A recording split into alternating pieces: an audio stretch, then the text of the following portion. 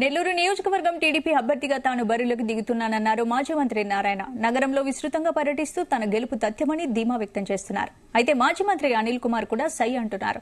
నారాయణపై గెలుపు తనదేనని సవాల్ విసురుతున్నారు. టీడీపీ చేపట్టబోయే పథకాలే తనను గెలిపిస్తాయంటున్న నారాయణతో మా ప్రతినిధి మల్లికార్జున్ ఫేస్ టు ఫేస్.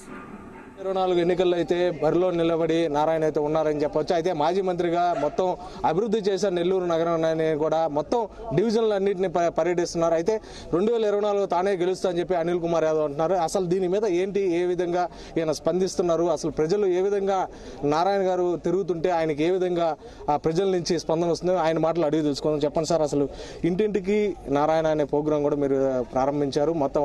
మొత్తం కాబోయే అంటే త్వరలో టీడీపీ ప్రారంభించే పథకాలు కూడా ఇంటింటికి మొత్తం తెలియజేస్తున్నారు. అసలు ఏమంటున్నారు ప్రజలు, గతంలో అభివృద్ధి ఏ విధంగా ఉంది, ఇప్పుడు అభివృద్ధి ఏ విధంగా చేస్తున్నారని చెప్తున్నారు. అంటే ఎక్కడికి పోయినా ప్రజల యొక్క స్పందన అనూహ్యంగా ఉంది. అయితే నేను ప్రజెంట్ ఎక్కడైతే నెల్లూరులో ఉన్న 54 డివిజన్లో ఎక్కడైతే ఎక్కువగా పేదలు నిరుపేదలు ఉన్నారో ఆ ఏరియాలు తిరుగుతున్నాను. సర్వేపల్లి కెనాల్ ఆల్మోస్ట్ అయిపోయింది, ఇంకా ఒక రోజు తిరిగితే అయిపోతుంది. అదేవిధంగా జాఫర్ కెనాల్, పెన్నారి కట్ట 90% కవర్ చేశాను. ఎందుకనంటే అక్కడ ప్రజల యొక్క జీవన స్థాయిలు ఎలా ఉంది, వాళ్ళు డెవలప్ కావాలంటే ఏం చేయాలి. ఎందుకంటే ఎక్కడైనా ఎవరైనా డెవలప్ కావాలంటే ఆర్థికంగా డెవలప్ కావాలి. ఆర్థికంగా డెవలప్ కావాలంటే నారా చంద్రబాబు నాయుడు ఒకటే చెప్తారు, ఆ ఏరియాలో ఆ పరిసర ప్రాంతాల్లో ఇండస్ట్రీస్ కానీ లేదా స్మాల్ స్కేల్ ఇండస్ట్రీస్ కానీ పెట్టాలి, చేయించాలని.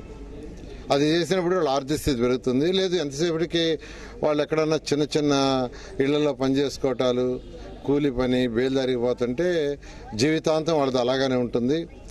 వాళ్ళ నెక్స్ట్ జనరేషన్ కూడా అలాగే ఉంటుందని ఎప్పుడు చంద్రబాబు నాయుడు గారు చెప్తుంటారు. ఆయన యొక్క మాటలతోనే ఈరోజు నేను నెల్లూరులో సిటీలో ఎక్కడైతే ఎక్కువగా పేదలు నిరుపేదలు ఉన్నారో ఆ ఏరియాలో యాక్చువల్గా ఫస్ట్ పర్యటిస్తున్నా. బహుశా ఇంకొక 10-15 రోజుల్లో మొత్తం అయిపోతుంది అంతవరకు. ఆ తర్వాత మిగతా ఏరియాలో కొన్ని ఏరియాల్లో కూడా తిరిగి ప్రతి ఇంటికి దాదాపు 70 నుంచి 75 వేలు నెల్లూరులో ఉన్నాయి.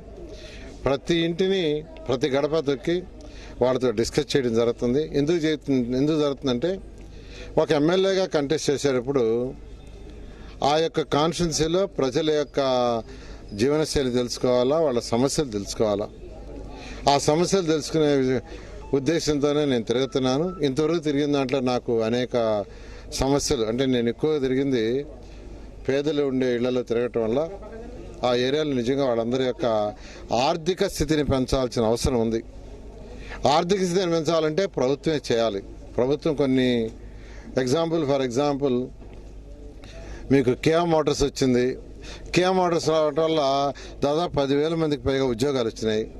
అందులో కూడా అనేక రకాల ఉద్యోగాలు వచ్చినాయి. చిన్న 10th క్లాస్ పాస్ అయిన వాళ్ళు, ఇంటర్ పాస్ అయిన వాళ్ళు కూడా జాబ్స్ వచ్చినాయి. ఎప్పుడైతే జాబ్స్ వచ్చినాయో వాళ్ళ ఆర్థిక స్థితి పెరిగింది. అదేవిధంగా ఈరోజు ఎయిర్పోర్ట్ పక్కన సెల్ అసెంబ్లింగ్ ఫ్యాక్టరీ వచ్చింది. దానివల్ల ఎంతోమందికి ఉద్యోగాలు వచ్చినాయి. ఇవన్నీ తెలుగుదేశం ప్రభుత్వం వచ్చినాయి. ఆ సరౌండింగ్స్లో ఉండే వాళ్ళందరికీ ఆర్థిక స్థితి పెరిగింది. అది ఇంపార్టెంట్. అందుకనే యాక్చువల్గా వారి యొక్క నారా చంద్రబాబు నాయుడు గారి యొక్క ఆలోచన, ఆయనకున్న అనుభవంతో యాక్చువల్గా నేను కూడా ఈరోజు తిరుగుతున్నాను. ఖచ్చితంగా మొత్తం అవగాహన చేసుకుని 2024 తెలుగుదేశం వస్తుంది. నెల్లూరు ప్రజలకు ఏం చేయాలో అవన్నీ చేయడం జరుగుతుంది. ఇది మొత్తం అయితే నెల్లూరు నగరంలో కూడా మొత్తం అన్ని డివిజన్లు పర్యటిస్తుందని చెప్పి కూడా మొత్తం తెలుగుదేశం పార్టీ అయితే మొత్తం అధికారంలోకి వస్తుంది. కానీ అంగన్వాడీకి కానీ అలాగే మున్సిపల్ కార్మికులుగా కూడా భరోసా ఉంటుందని కూడా చెప్తున్నారు. అయితే నెల్లూరు నగరంలో కూడా ఈసారి మాత్రం జనసేన టీడీపీ ప్రభుత్వం సంబంధించిన అభ్యర్థి మాత్రం బరిలో నిలుస్తారు. ఖచ్చితంగా ఇక్కడ మాత్రం జనసేన టీడీపీకి సంబంధించిన మొత్తం అభ్యర్థి గెలుస్తారని కూడా నారాయణ చెప్తున్నారు. ఇది ఇక్కడ ప్రస్తుత తాజా సమాచారం. అయితే వీడియో జర్నలిస్ట్ ఆరిఫ్తో మల్లికార్జున్.